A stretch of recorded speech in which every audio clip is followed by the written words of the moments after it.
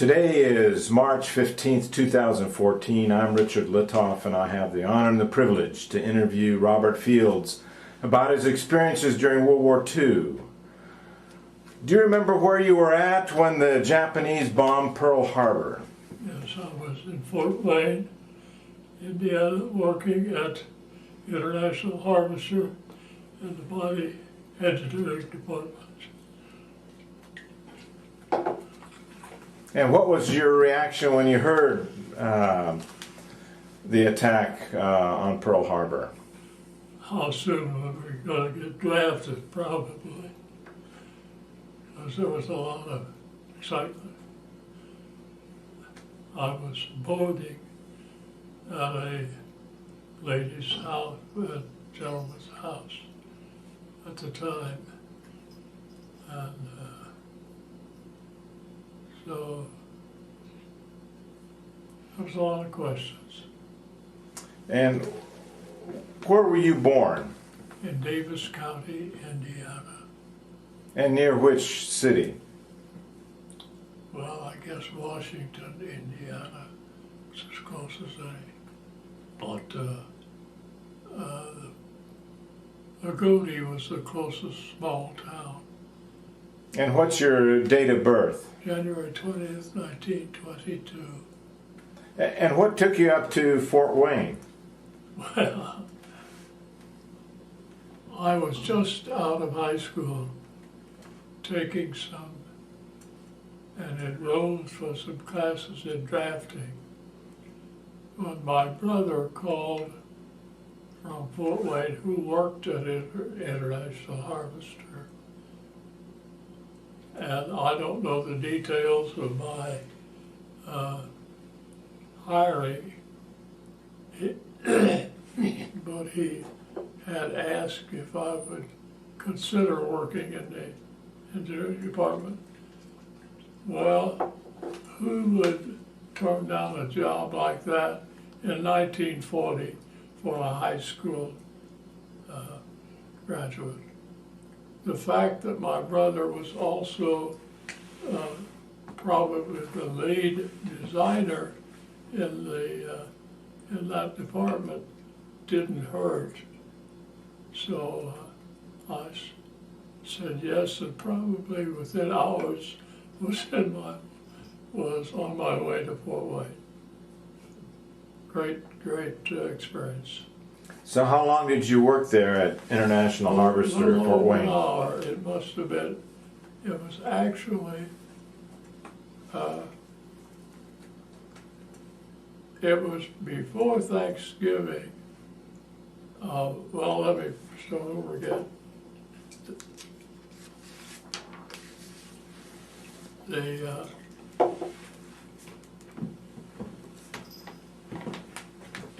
It was 2 weeks before graduating that I had an injury that partially paralyzed me, but I'd gotten over it very well. And I think by Thanksgiving, I was in Fort Wayne, Indiana. And then it was after Pearl Harbor, December 7th. I would guess that it was probably February or March of the next year that I left for San Diego to work at Consolidated. So why did you go to Consolidated? What occurred to allow you to go there? That's another kind of a story.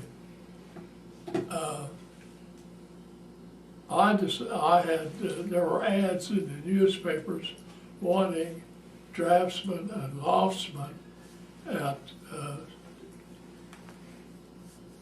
Consolidated Multi in San Diego, and I just, when down and talked to the people, and it was hired. I mean, it's a lot of things were pretty fluid then. I was given the money and a ticket to San Diego, and off I went. So, but I didn't stay there very long. One of my experiences was as Consolidated. I was assigned a night shift, and I don't believe that I ever completed any single job.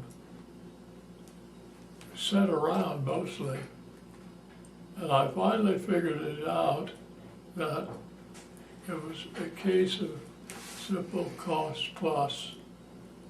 The companies would hire anybody they wanted to, it seemed, because how could they fail? They were guaranteed profit on every dollar turned out. So that's when I had a call from my folks here telling me about the Republic plant that was to be built here. But it wasn't ready yet. So I went to the Farmingdale branch of the company, Republic, and so that I could come to Evansville when the plant was ready. I didn't work there probably a matter of a few months when the plant was opened here. And I just hopped the bus and came back to Evansville. Going back to Consolidated, you mentioned that you were on the night shift. Yes. And there was not much to do. Was it mainly because of a slowdown, or there just wasn't that much work ready yet? There was more people than there was work to be done. As I said, in my estimation at that time, it didn't matter what you do or what you could do. You just show up and you get a paycheck because they were going to make a profit on every dollar that they spent of the government's money. That's why I left them. That plus the fact, of course, that Republic was opening a plant, building a plant here in Evansville. So it was a simple matter. I just said goodbye. I mean, I was told, well, we'll have your you-know-what in the Army, and I said, go ahead. I'm going to face the draft anyway. And so I just went to work for Republic, and when this plant opened, I came back home, and no sooner than I was home, I was shipped to Detroit in this tool liaison. Yeah, tell me a little bit more about Republic Aviation Farmingdale. Was it similar to what you experienced at Consolidated San Diego, or how was it different at Republic? It was enormously different. In Farmingdale, they had work to be done, and I could have worked 7 days a week if I had wanted to, and did work some 7 days. But what did they have you do at Republic Farmingdale? Oh, a lot of that was flat pattern work, making flat patterns for off of the drawings. Do you remember which part of the aircraft you worked on? Yes, part of the fuselage from station, I think 101 and 5/8, about 36 to 40 inches of the side of the fuselage. It was the size that encased the rubber fuel tanks. And well, it was steady. They were changing the engine mounts forward about 8 inches. I never knew why they moved that engine forward, but I suspect it was for balance. So I was in on that to some extent. But then as I said, I left home. I left there and came back home. Well, what was security like getting in and out of Republic Farmingdale? I couldn't see any security.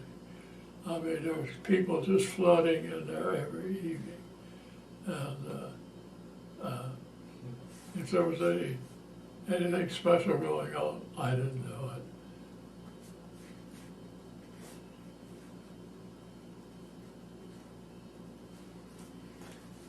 About how long were you there at Farmingdale? Probably 6 months. And when you got the job, it was basically just a cold call, or just you sent a letter just saying, I'm interested? Yes. And then they just said, okay, come? Yeah, exactly.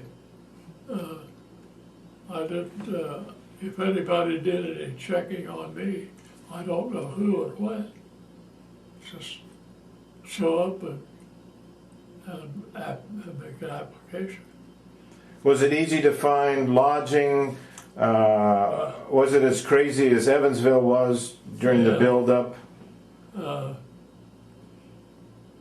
Yes, I found a room at Mrs. Ketchum's in Farmingdale and took the light rail to Farmingdale from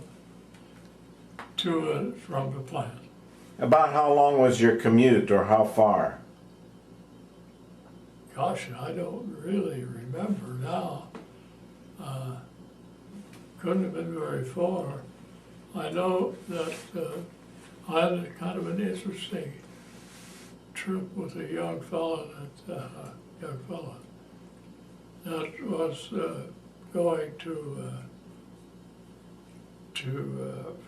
the plant, and we sat side by side, and I noticed that he kept edging into me, and I said, "Would you like to sit here by the window?" And he said, "Yeah." He said, "Look at that, it's vast." And I finally figured out this guy was from downtown New York someplace. Had never seen an open field, I don't think, because at that time, Long Island had a lot of fairly large farms. And so it would look to him, I think, like he's in the wilderness. Anyway, that's... Well, how about your reaction? You were kind of in the opposite. You came from a smaller farming town, and you go to the big city of San Diego, now New York. Well, but yeah. What was your impression seeing the big city? Oh, I was fascinated too. But I didn't stay in Davis County, Indiana. The folks moved to Evansville when I was only 1 year old. So I was really raised in Evansville, Indiana, not Davis County. But yeah, I'm a fan of big cities. I enjoy it. Well, when you were working at Farmingdale, did you get a chance to go into New York City, Manhattan? Yeah. And what was that like at that time? That was one of a couple of occasions. I met a young guy on my age working at the engineering department, and kind of trying to think of his name, but he took me around, even though there was a gas rationing. And Bob Stroh's, and he took me down to see the French ship can't remember the name, that had been capsized in New York Harbor. We also, with another guy, can't think of his name, but was able to get us into some of the nightclubs. Not many, but that was kind of an interesting thing.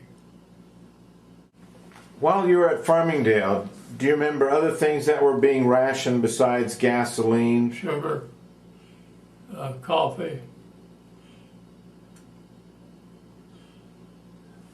gasoline, I guess I mentioned. And did you have to have blackouts? I At don't night? remember any blackouts.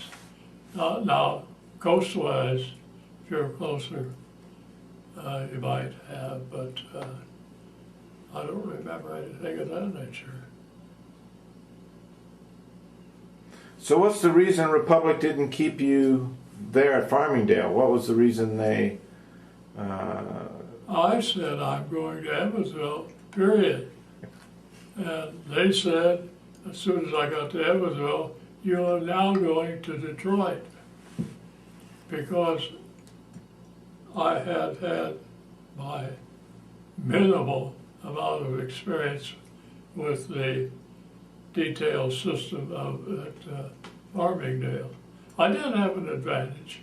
I was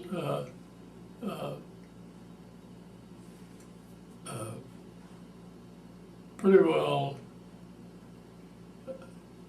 able to follow the aircraft type drawing. So it worked out very well as far as just doing the job at Detroit. But no, that was not my choice. That was Republic's choice to send me.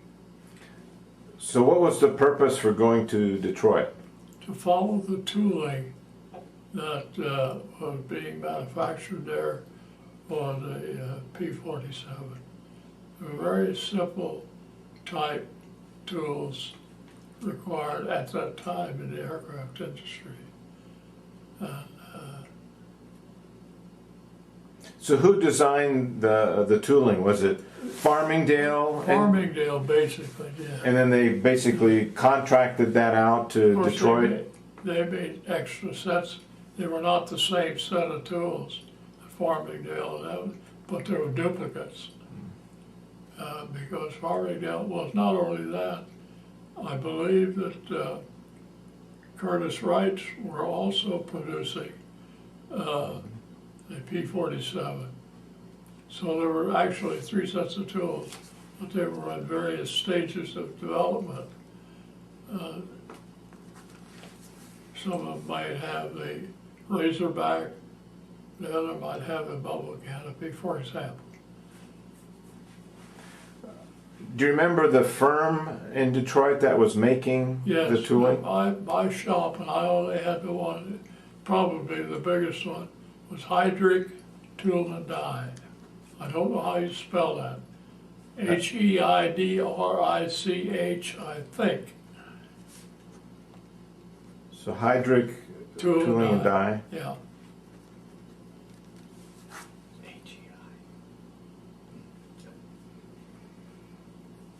And how long were you there, and what were you doing there in Detroit itself? Well, what I was doing was following these tooling, in other words, and answering any questions. All of the drawings of changes, for example, would come to me at Heidrich Tool and Die. And I was pretty great at this too, but there had to be some notification to Evansville that this set of dies or that set of dies were ready. Well, they might call me and say, where is this one? We need this one instead of that one. That kind of communication really was the basic part of the job. So approximately how many different tools and dies had to be make a complete set to come to Evansville?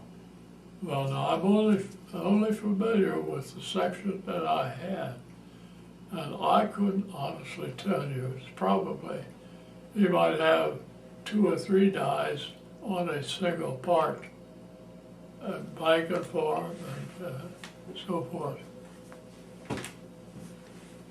So you're talking about literally hundreds and hundreds. Oh, absolutely, especially if you talk about every one of these guys that were assigned the shop. If you add all of those tools, it was hundreds of tools.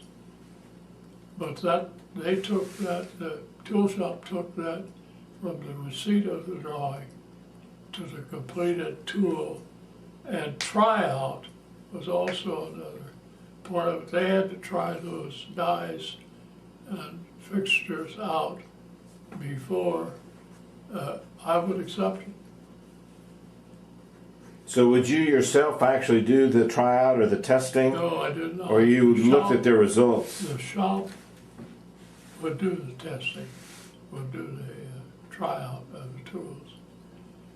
They had, of course, these guys were experienced in tool and dies for automobiles, and were, I think some of them were shocked at how flimsy these tools were for making aircraft parts, because you don't get away with minor stuff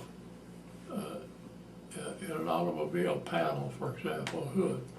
It has to be perfect.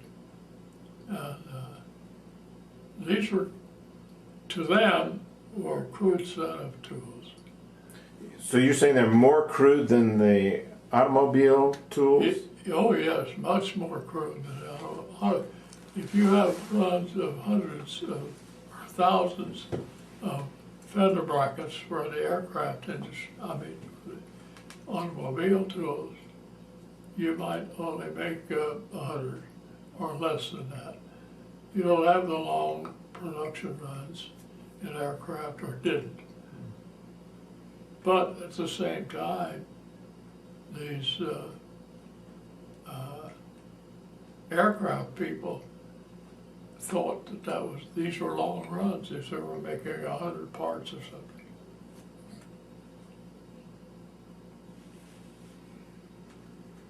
You would think that but they would want to have a higher quality for aircraft production than they would for I don't automotive. know what you mean by quality.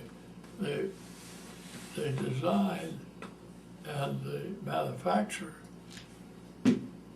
left nothing to be desired as far as safety is concerned. But you got automobile people, again, if you've ever been in a plant running metal parts, for example, an automobile, it's a lot. And aircraft is very small amount at a time. But they didn't, there was just a difference in design of parts for aircraft. But there was no slackening of quality. And how long, approximately in terms of months, would it take the tool and die shop to make a complete set of tool and dies to send to the plant? You would take one individual component. It might not take, oh gosh, it could just run the whole gamut of time. But they were simple tools. They were simple to machine, and they were turned out very quickly. So the Evansville Republic Aviation plant did not have to wait then too long to get started in That's making correct. parts. That's correct. They could turn them out very fast. Detroit knew how to do it, and they might make fun of the type of tools and whatnot that were being made for the P-47, but they knew what they were doing.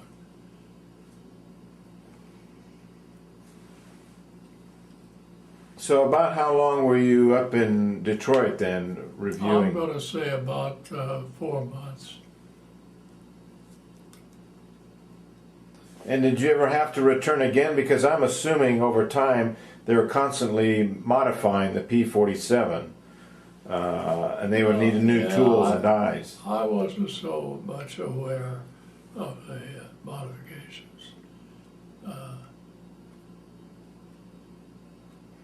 So after you came back to Evansville from Detroit, what did they have you do at Republic Aviation at Evansville? On the floor of, again, liaison work with the foreman, the people that were actually doing the work. For example, if they needed a different shape of a bucking bar, for example, if it were difficult to get into a place to get to the backside of the river, I would simply take an AVO or a sheet of paper and draw out a new one and take it down to the tool shop and they'd build it.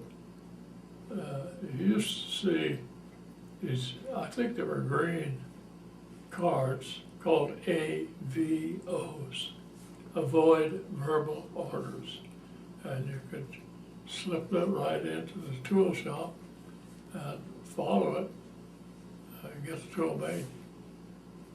But they did have a, in other words, there was a lot of work done quickly without much authorization. But again, I think everybody understood you got to get the job done.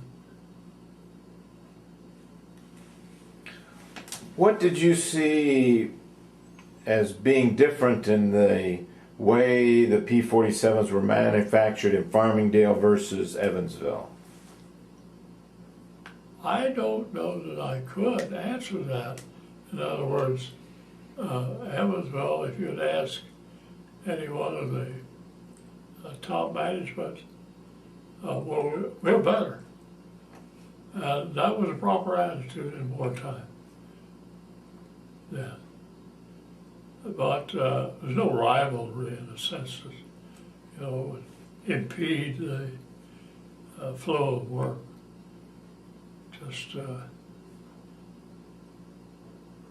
what did you notice that was changing in the way the P-47s were being manufactured and assembled when you first got there versus later on? What were some of the new innovations that they were doing? Well, of course, the fin razor, what is it? You got razorback change. There was a change in the basic structure that caused. I'm not sure why this was done, but the engine at some point on the aircraft was pulled forward 8 inches. And again, I may be repeating myself, I don't know. But I had the impression that there was a problem of balance in the aircraft. Other than that, well, they were interchangeable, you know, for the most part. Was there a particular department you were in? I know they had many departments at Republic Aviation. Yeah, I guess it'd just be the tooling. Tooling? Tooling department. And because you were in tooling, I assume you had an opportunity to move around widely throughout the plant. I did. I guess had you been making a nuisance of yourself, you had probably been told to get back on the job, but that never happened. How did they encourage people to, you know, improve the quality, to work hard? Was there any incentives, or did they have inspirational talks? How did they get the workers to do such an outstanding job at Republic? I don't remember anything of that. I think everybody that I knew tried to do the very best job they could do. But as far as competitive things you might think of between departments, I don't recall anything of that nature. Because Republic Aviation won several of the Production Army Navy E awards, how did they present that to the whole plant or the workers? I think there probably was a ceremony or two. They'd call the people in the plants right on the floor and make the announcement. I seem to remember them having done that. Yeah, but that's it. I remember when Delano Roosevelt came and riding in the open limousine, and I think it came up at a loading dock and made a tour of the plant inside, and so that created a bit of a stir.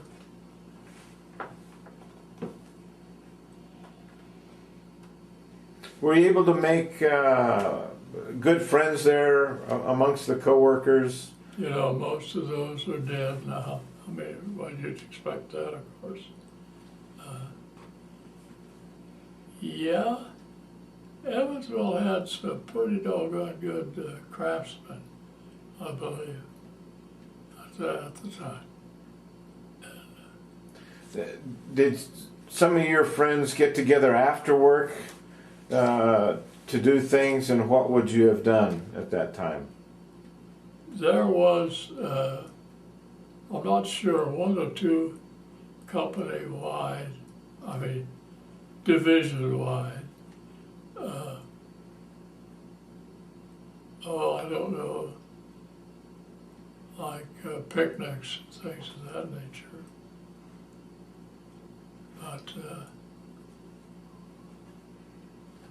no, I guess most of the people that I knew there switched over into civilian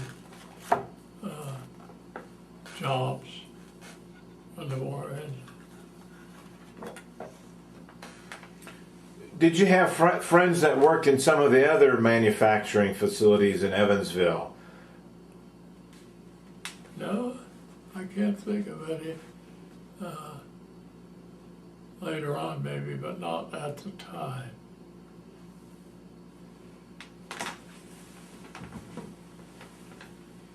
And do you remember what security was like getting in and out of Republic at that time? I think they probably had you open your lunchbox. You had one. I remember in particular along a 41, they had parking space for city buses. Row and row of city buses lined up at each shift change that take people into the city and out. This was a plant out there with a cornfield, and it's amazing how quickly they put that up. So how did you get to work? I had a car by that time.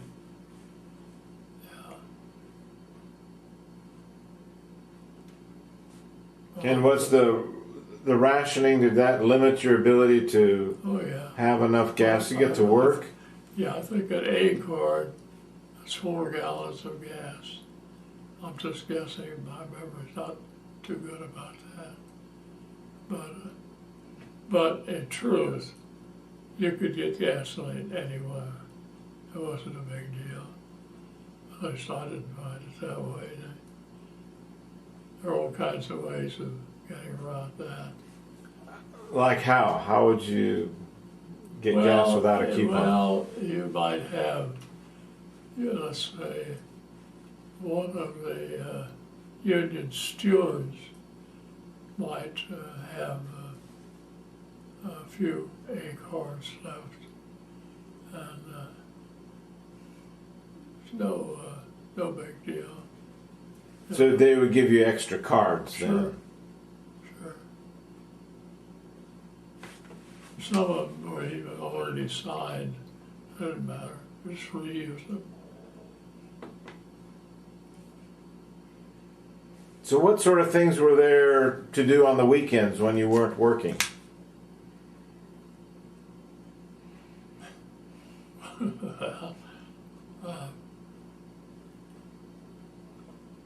I guess you'd do what about any young fellow would do.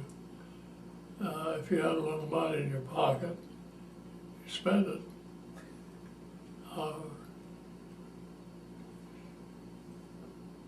What would you like to spend your money on? Now,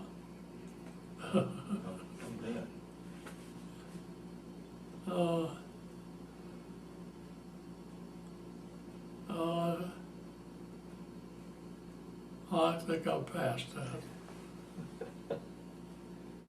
I don't know. I made friends pretty easily then. For example, at Fort Wayne, they had a couple of new guys come in, about when I did. You know, they were gearing up for a war. This was nothing to be surprised about, but I was invited to Bob Warner's new guy, single. His folks had a farm out, outside of Fort Wayne. Invited me out, for a weekend. And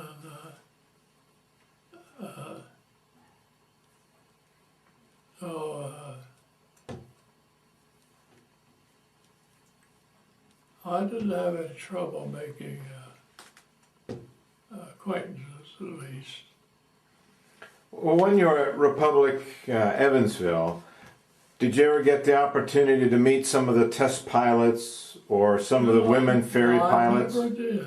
I never met one of them. They could come zooming over. And one or two of them lost their life out here north of town. No, I never met any of them. Did you ever get to see some of the planes fly out on the airport, and do maneuvers, testing? Oh, sure. Yeah.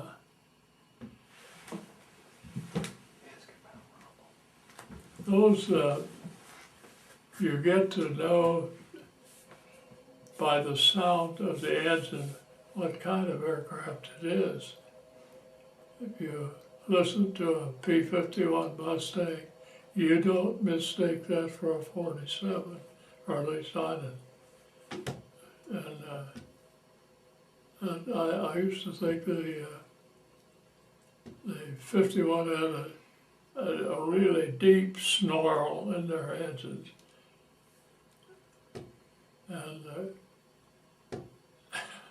And the old 47 just howled. I mean, it's different. Because one of them was a V16, and the 47 was an 18-cylinder, two rows of 9 each. Did you ever hear any stories coming back on how well the P-47s performed in the theater? I don't recall any specific ones, but yeah, there were expressions of how well the 47 did. There was a story about a 47 that lost one or two of what they called the jugs, the pistons, and supposedly came all the way back from a raid deep in Germany with some of the parts missing out of the engine. And the question is how well it could have held together without draining all the oil out, for example. That's just stories like that, you never know. whether or not they're made for pepping people up or not, but I don't know. I think probably true. Well, do you remember any funny stories there working at the plant? Did anyone ever play any pranks or Yeah, but there's one I wouldn't tell you about. It wasn't funny in the end.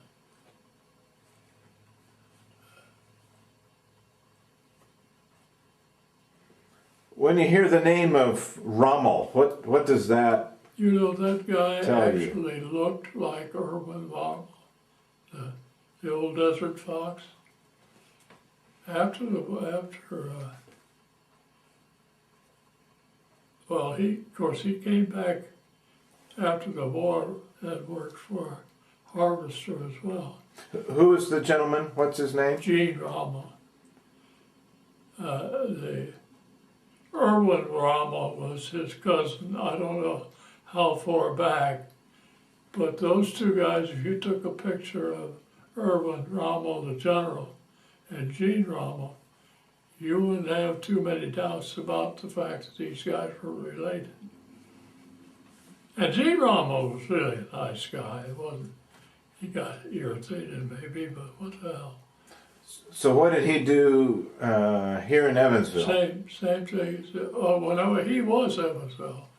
He was Evansville when I knew him all the time, both for the P-47 and Evansville. He was always here. He worked at Republic Aviation? Yes, yeah, I did. So when did he join Republic Aviation? You remember what year? I don't really know. He was here when I came. So he probably was hired in Farmingdale and then moved to Evansville, I'm guessing.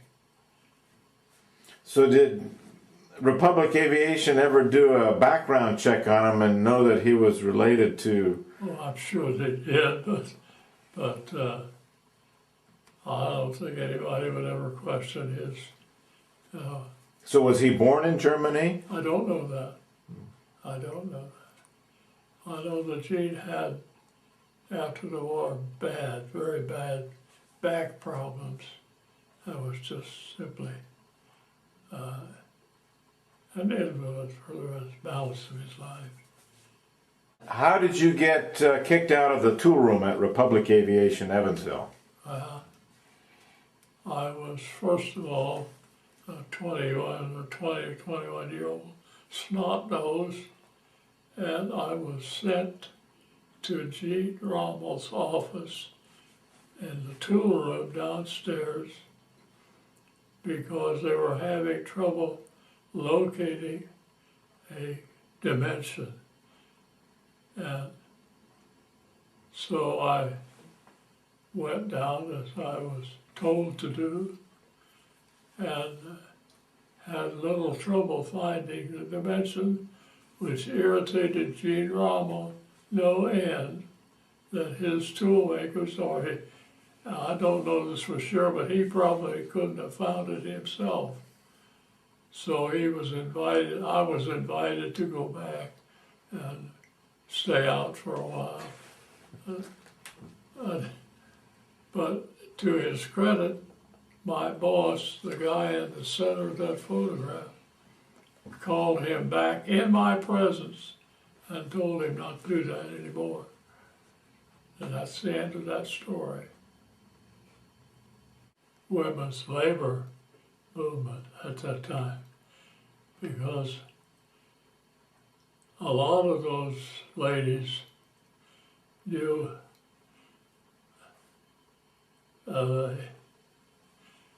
being able to get a paycheck of their own.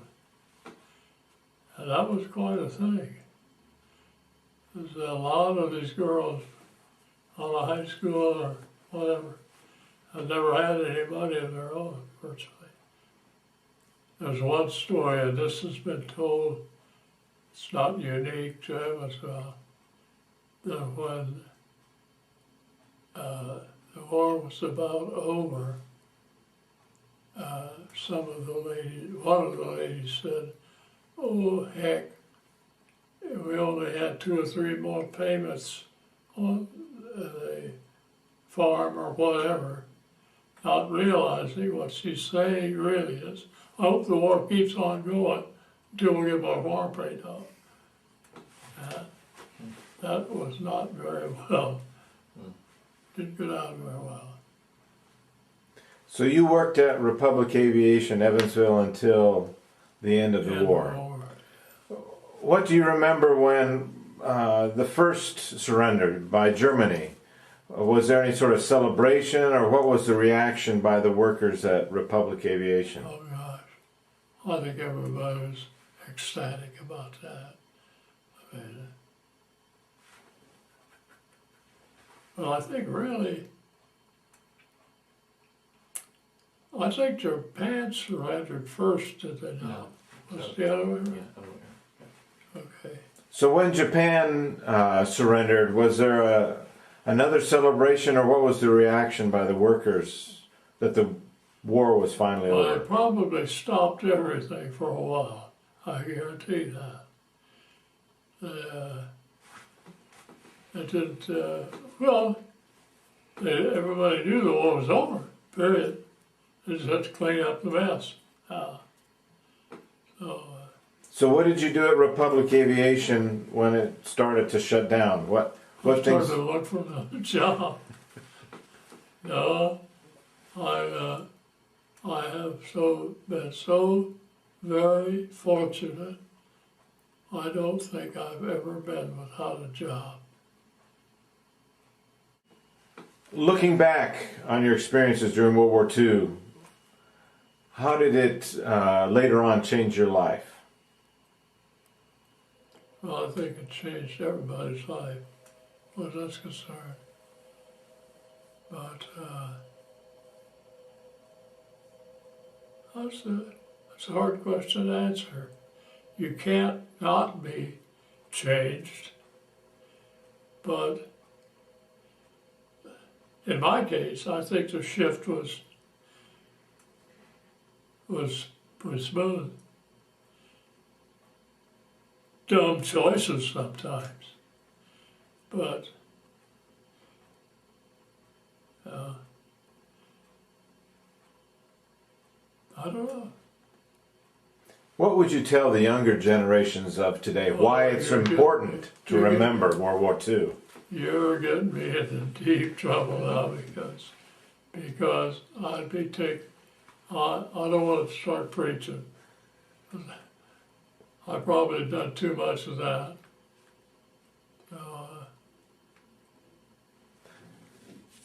Well, I want to thank you for sharing your experiences of World War II. It's been an honor and a pleasure. You're welcome.